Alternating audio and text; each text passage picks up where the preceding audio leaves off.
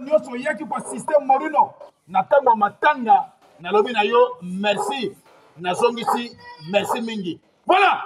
Alors l'activité zongi makambo nyonso zongi e difforme na lobi na yo ke téléphone lingo pasuka. Mais Morino ndenge nini oloba sote pona bité na matanga. Alors lelo l'activité zongi alors landa Morino na bokebi nyonso. Alors te remercier d'abord Nzambe wa festival makasi na mayele. Tomoni journée le 31 mai lelo. Comme on a yé et Jean Lokumu.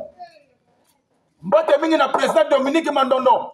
Na mwasi na ye maman Micheline. Na monaki présence qui to connaît lengi. Mbote mingi et pas ya Porokara. Motema ya maman Sophie. Na monaki présence.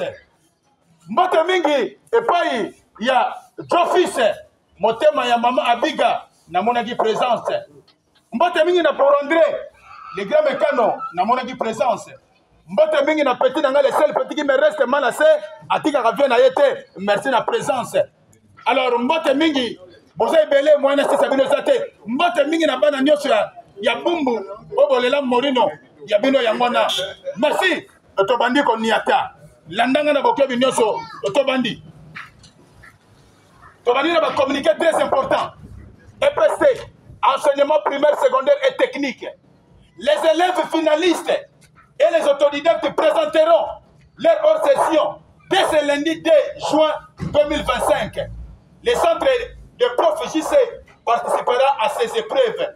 Ndeko lundi oyo bana nyonso ya 6e année des humanités otobengo ba finaliste na ba autodidacte lelo na centre okende kosala 4 jours ya hors-session et session ordinaire koya na mois de juillet. 4 jours,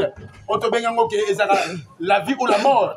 Oyo bato bakena kosala ba épreuve examen d'état lobi comme la Morino okomi ko koma kitoko okomi pe ko loba kitoko nalaki passé du jour a connaît pas a demandé peut-être ngai eloko kangi masolo ya ngoyo donc a connaît pas a demandé so yebite tuna apote mituna pe biyano toleki. L'homme n'est bon, mais la nature le rend mauvais. Oh, ils ont une dissertation. Oh, ils ont une pensée. Il y a Morino. Mutabota Makitoko, Kasaina Mokili, Nsubendeko, Mutumusundeko, Osale Logo Teme, Atonga Gayo, Atonga Goponanini. Hein? Yotonga Goponanina, Sale Logo Te. L'homme n'est bon, mais la nature le rend mauvais. Il y avait comme ça, Mutuba méchant. Hein? Batala go soute parce que sont mauvais. Quand c'est bon, la petite Ramala, c'est le Denzu. On reçoit bonjour. Mais vous êtes mauvais. Alors dit. La page internationale. Thérèse Kayikwamba. Wagner. Bravo Diaspora en marche. Les États-Unis ont remis un prix pour la ministre des Affaires étrangères. Ndeko Mombi Oyo na yebisio ke. Soki le monique. Kagama Lemba. O monique. Bakabila bakongo sambriye. Grâce à Mombi Oyo. Na lobi na yo ke Thérèse. Waikwamba na lobi na yo ke la femme elle est une femme mais azana kacha msoto ya mobali alembaka te infatigable na lobi na yo ke momi oyo diaspora congolaise en marche donc soki lelo bomoni ke ba bieso kota grâce à momi oyo comme on a ye Thérèse Waikwamba Wagner yende mutazo sala ke fati na RDC batia babi kote ba mindele ba leliye à convaincre bango ba pese même prix nalaki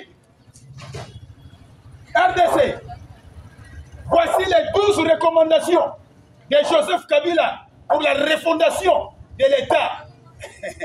Neko Kabila Lobaki ezaki un certain 23 mai un certain vendredi Kabila Lobaki c'est-à-dire 12 propositions yangoyo na komeli bino etobani ko limbola yango moko na moko moto nyonso a comprendre ndenge makamango ezokende tobani oh c'est Kabila qui parle 1 mettre fin à la dictature mieux à la tyrannie 2 arrêter la guerre 3 rétablir l'autorité de l'État sur toute l'étendue du territoire national 4 restaurer la démocratie en revenant aux fondamentaux d'un véritable état de droit. 5. rétablir les libertés fondamentales. 6. Réconcilier les Congolais et reconstruire la cohésion nationale. 7. Relancer le développement du pays par la mise en place d'une bonne gouvernance économique, d'une gestion administrative et financière orthodoxe et d'une répartition équitable des ressources nationales. 8. Relancer le dialogue sincère et permanent avec tous les pays voisins en vue de la restauration de la paix et du développement durable dans la région. 9. Rétablir la crédibilité du pays au niveau tant régional, continental qu'international. 10. Neutraliser tous les groupements armés nationaux et rapatrier les derniers dans leur pays d'origine. 11. Mettre définitivement fin au recours à un pays d'origine. Et 12. Ordonner les retraits sans délai. Comme on a dit malembe, on comprendre nano idée à Kabila les années. Landa Morino bien mofino kwa bumbu bilanga mayele. Yoka bien. Ndeko Kabila pesi biso la proposition oyo. Kabila sali 18 ans à pouvoir. Kasi tango saki 18 ans, oyebe ko sala babiloko yote. Hein? Obeti 18 ans à pouvoir. Biloko nyonso oyo. Kasi falo sala ngote. Hein? Il on se fait ça langue.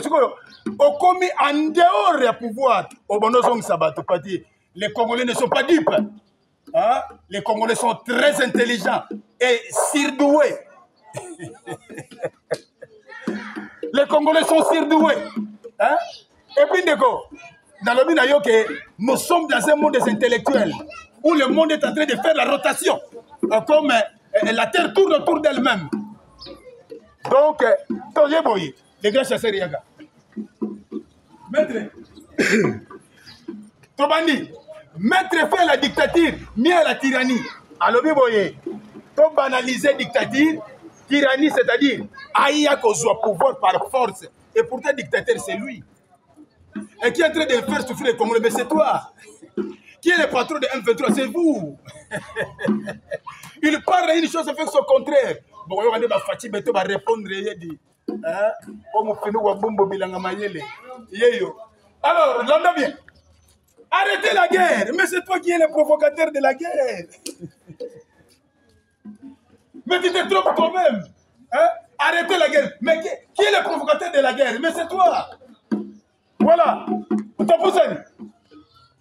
Rétablir l'autorité de l'État sur toute l'étendue du territoire national.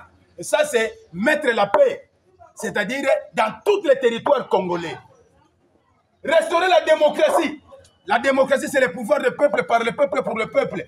Chacun peut s'exprimer comme il veut. N'est-ce pas s'exprimer? Yo ko là-bas. Ah, toi la démocratie. On lingi bien, on boyo fandi. Et ça rende ngwana. Balobi te passer ça pour yo comme contre été. Démocratie le bongoté. Tika mutu na mutu peut opinion na ye. Mori na zona oya ye yo zona oya yo wana zona oya ye. C'est ça la démocratie. Donc, tika mutu nyonso asala makamuna ye na lolenge ayebeli kotele melaka mutu te po nzamba za ya mutu nyonso. Toleki. En revenant aux fondamentaux d'un véritable état de droit. État de droit fatia ça la gisa Etienne Tshisekedi tika la biso ya mo. La droiture. Être droit veut dire quoi? C'est-à-dire la droiture. Être juste, c'est ça le droit. Le tambola naba, c'est-à-dire la norme, naba ma commis à mboka qui toko. Réconcilier les Congolais et reconstruire la cohésion nationale. Ndeko, Congolais comment diviser? Mutuna kona ye, kasi yo zolinga reconstruire yom to bomia mo. Congolais zagi bien, yom to ye na bakamba kwa. Yaba OK teka mboka na tona ba Rwandais. Siko tolo ba nini? Yo no mtozo boma biso. Toleki. Relancer le développement du pays par la mise en place d'une bonne gouvernance économique, d'une gestion administrative et financière orthodoxe, d'une répartition équitable des ressources nationales. Ndeko, c'est le justice comme deux poids deux mesures. Ba cause na bango. hein? Ba magistrat corrompu. Partout aucun de corrompu. On a mbongo te, on mutu pamba. Mutu na mbongo, aleki yo ato zaki na tort, a raison. Yo zaki na mbongo to koi. Mais c'est ça. Babylone on a ñu se vola ko sala ngo bo sala ngo te. Relancer le dialogue sincère, permanent avec tous les pays voisins. Ndeko, ba pays voisins na biso na tanga ngo mbangu. Tozana Congo Brazza, tozana Burundi, tozana Rwanda, tozana Uganda, tozana Zambie, tozana Soudan du Sud. Donc ndeko, bango nyonso ba viaka biso ngana kolinga yo. Nzambe mutapesa ka bombengo. Ndenge ba moni ke RDC na richesse bango nyonso neforo ba yina biso.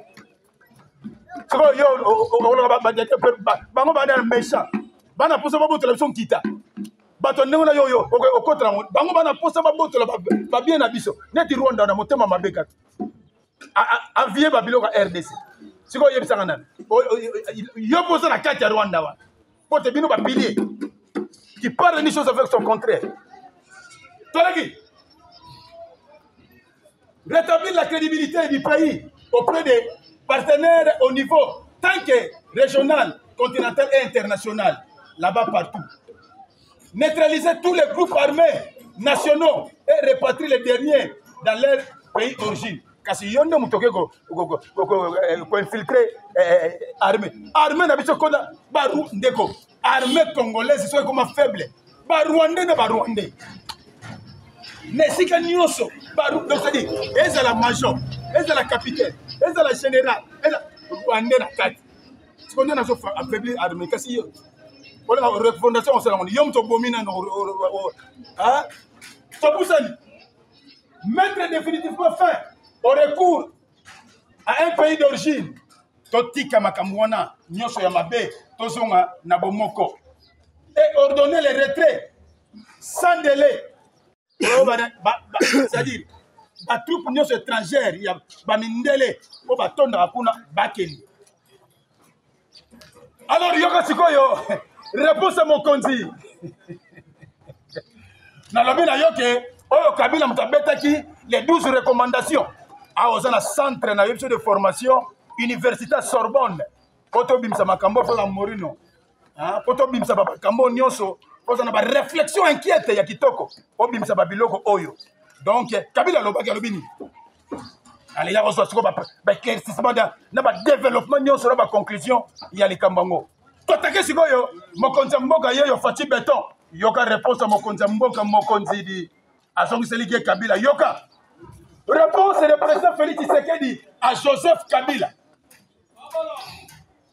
Je m'attaquerai sans hésitation à tout Congolais qui mettrait en danger la sécurité et la stabilité de notre pays. Merci, Mokonzi.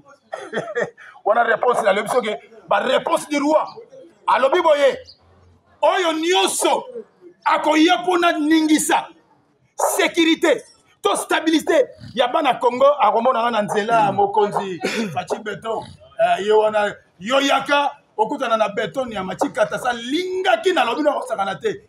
Le général, dans l'option que général Ibrahim Karim, il y a JR, alors que Fatih terminera son mandat, que le pleuve qu'il neige, voilà, on est à ordre, il y a mon conti. Donc, que le pleuve qu'il neige, Fatih terminera ce mandat jusqu'à 2028. Yo, vraiment, la Constitution nous dit ceci, le mandat c'est 5 ans. Fatih faut gagner en 2028. On est en 2025. Il y a encore 3 ans. So, yo va palper ta nini. Yo beta 18 rien. Mon c'est-à-dire, on a 6 ans. Nana betu tata, c'est-à-dire, à comment tu as trouvé? Un tiers de nini. Yo déjà boni ko gang. Mais tu parles de choses avec son contraire. Nana kidi. Yo comme Mokonza Bakisi. Pour contrer Kabila et stopper le Rwanda. Tshisekedi réchauffe l'axe de Kinshasa et Bujumbura. Félix Tshisekedi et Évariste Ndayishimiye ont réévalué l'accord des cadres Addis Abeba. Mokonzambo malobi ke lokola bango bakesala likita na bango na Goma. Kabila ndeko akomi déjà koyamba. Kabila soyamba déjà bakukuna na Goma ndeko. Ayambi ba groupe armé, ayambi en qualité de qui? On vous a déjà destitué. ba immunité zate ndeko si batio ezate si ozo yamba bato na qualité nani ni sénateur à vie ni ancien ba boycotter si ozo yamba bato na qualité ya ni poto azo yamba na ba semko tala o mo ba semko maman papa ba se ba kene ba nanga o no c'est non s'appelle qui ambongo na mususu na so na Eric Senga ici ba kene ki kuna mais beaucoup en qualité de qui il n'a pas mandat ndeko na ngai classe za malamu talaki Félix Basali front commun notre président ya Burundi comme capitale Bujumbura Evariste ndeko ba signé accord yaka parce que tout le monde banda abanda na Burundi azokita alors freiner d'abord kuna stopper et axe Kinshasa na Bujumbura batelemela ye bon to yebana ndenge nini bakamango ezokende naleki yoka siko Augustin Kabuya CG IDPS ndenga petit bord je vous avais dit ici que Kabila est sérieux mais c'était une façon de le caresser. Kabila était sujet rwandais donc alors bi boye to ça le baye kaka quand to ça na coalition entre FCC Cash mais tu as déjà que Azana ye sujet ya Rwandais. Ça c'est Augustin Kabuya, CG Finou kwa Kinshasa. Toneki. Deobi Subu, Yemutaza actuellement CG adjoint ya IDPS yokande muto abeti na sepelina na ba texte tipo ya pote et salinga ki tokone lengi. Deobi Subu répond à Joseph Kabila. Seulement en 6 ans, le pays aligne plus de 16 milliards de budget. Il estime que l'ancien chef de l'État devrait taire et disparaître politiquement. Il a laissé ce grand pays avec 6 milliards de dollars américains. Allez, moi, banini. Dehors, le biboye. Kabila beti 18 ans. A Tikimboka, on a 6 milliards. Fatia beti 6 ans. Toi, on a 18 milliards. On se sentir qu'il y a énormément budgétaire. Fatia gagné. Na 6 ans, beti 18 milliards. Yo beti 18 ans. Au Tikibiso, on a 6 milliards. Si on a Fatia 12 ans, sur le beti. Encore, on a combien? Voilà l'estimation intellectuelle. La comparaison n'est pas raison. Mais Morin est en train de décrypter ça. Le gouvernement rejette la proposition de Joseph Kabila, que le représente comme un homme du passé, selon Élisée Bokumona, c'est-à-dire vice-ministre du budget, balobi que Nyoso lobby. Donc tous les 12 propositions rejetées en bloc, non fondées, non événements. Donc ça n'a pas été. C'est-à-dire les chameaux, la caravane passe, ça dit. Grimace, c'est ça. Ici, c'est la compétence. Et non, grimace, ça pas en pambe. Toleki, notez bien, la nation tout entière est couverte de honte après les discours de Kabila. Voilà. Mboka Mobimba, Sony, ça ne se fait pas. Aucun président, oui, c'est le coup là, sénateur à vie, mais ça c'est la honte. Il parle d'une chose et son contraire. Les intellectuels ont examiné, mais non. Et ça va, on a l'hypothèse, na l'usura munene. On t'a la moto mais yo mo t'a la cabarata l'hypothèse. C'est qu'il est en train de dire. Aux autres personnes, ça conseil, yo mo ça va le côté. Rien de bon. 18 fois. Non, rien c'est quoi. Martin Fayoulou. On peut naïf maman aventuré. Yo comment m'appelle ça. Ceux qui sont aux côtés de Joseph Kabila sont des sorciers. Ils n'aiment pas les Congolais. Mais il y a quelqu'un qui connaît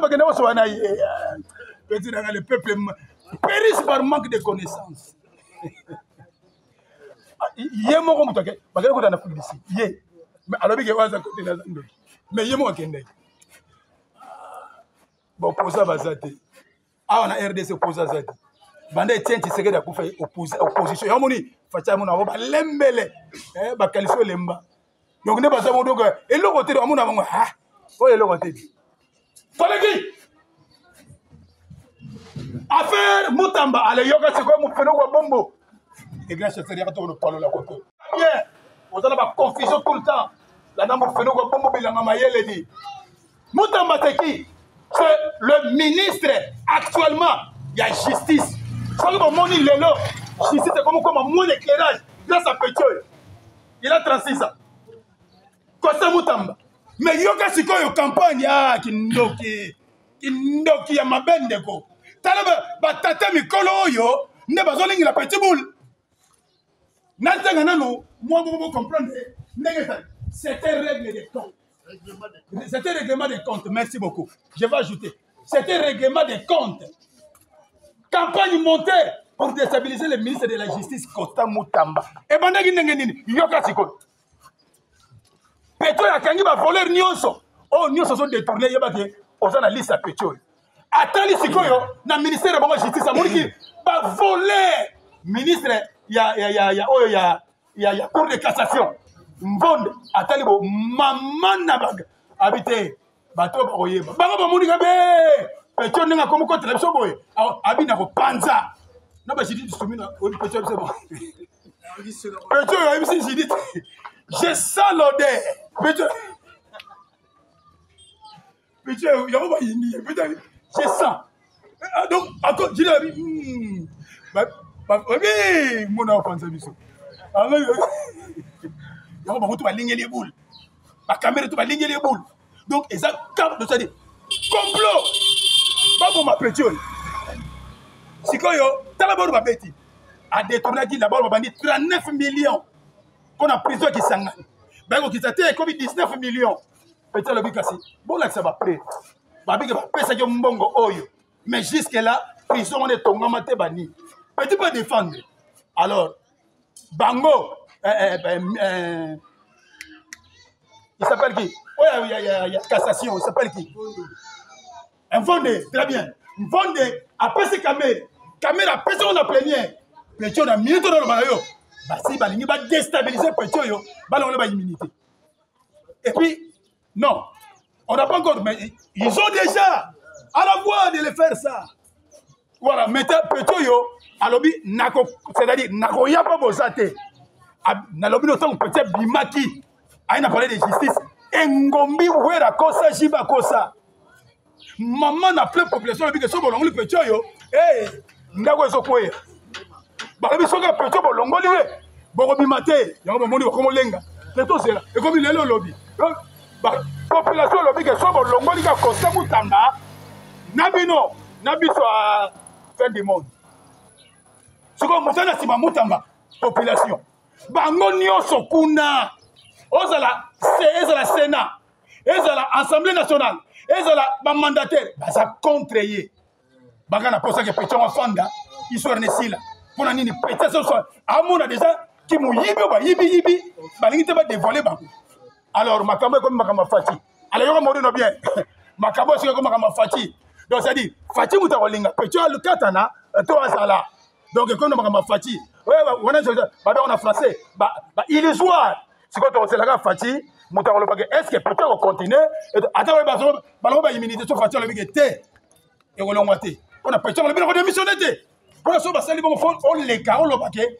j'ai démissionné il y a le bango pété donc tout ça c'est le dernier rempart Fati Béton mon konzamboka auto bengue magistrat suprême yenda katali kambo ya Costa Moutamba palaki yoka sikoyo to continue la musique landa mori no bien jiba bien la papa chéri l'album parle de match décroché disque d'or na yebisa kabino ke na lobaka na yo ke arataka te na lobaka na yo ke jibe mpe na ne rate jamais disque d'or e bal de match fo album yondo so yango fo kende bato so maka disque yo so maka disque te yo musano pirate yo ko bimisa di chabo pe disque kende na poto kende na ba France Schengen na lobi na yo ke baso so bango la lipa a totalisé 5 millions de vies disque d'or jibe mpe na papa chéri on va idole à Morino. On va idole. Je sais pas mon colobie.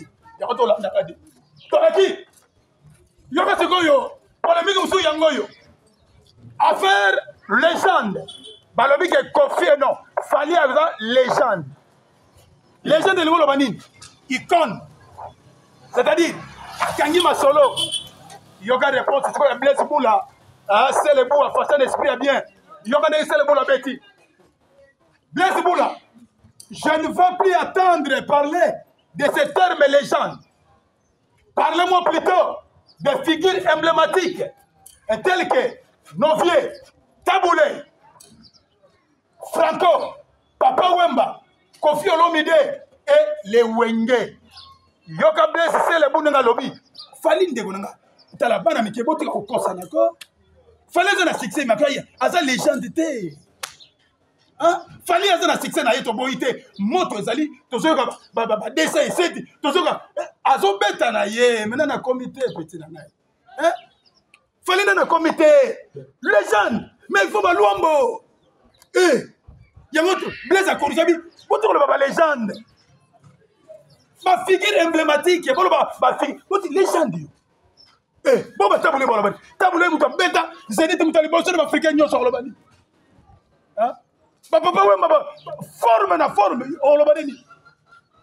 Aïe, il fallait que je sois légende, alors, Miguel, taboulé, à bêta, on l'a pour Moutali Bosso. Ok, en Afrique, mon bimba tout entier, c'est taboulé à bêta. Et puis plein. Les gens de musique, ils vont dire taboulé, ça va plein. Ils vont le faire. Lombo, abeta guitare pour Baba Mindele, le quête pour quoi? Eh, Kata, Lombo, Franco. Yo. Ma figure emblématique, Bango, yo, sur le bateau. Wenge, Jimé Wera, Tata, Blaise Boula, 4 fois 4, yo, le banini, yo. Ma moto, yo, le banini. Ah, boniko, yo. Aussi, ma moto, t'es. Talagi! Eh, pendant tout ce qui ça, sport, dans le bina yo que DCP tout fait tout flamme. Dans le bina yo que Dering Mikolo, yo sort Tchekembe, le Banga, le Popazui, Sangama Lengazui, Mbala Liboso Dering a appelé l'équipe à Mineni, avec Bola Bola. Mais pour le moment, tout le monde peut dire que Dora et Zongi, dans l'activité, Ndenge et Zalaki. Merci. Pour comme il a besoin de Souka, n'a pas de lobby. Ce qui est information, malame Gozala, pour faire la lisusu. Parce que pour aller là, na banza to soki awa, morona bonga mate le boulot, nyo se soki awa. Na bongo ça bien porter na compte à lisusu. Pour ma bongo. Merci beaucoup.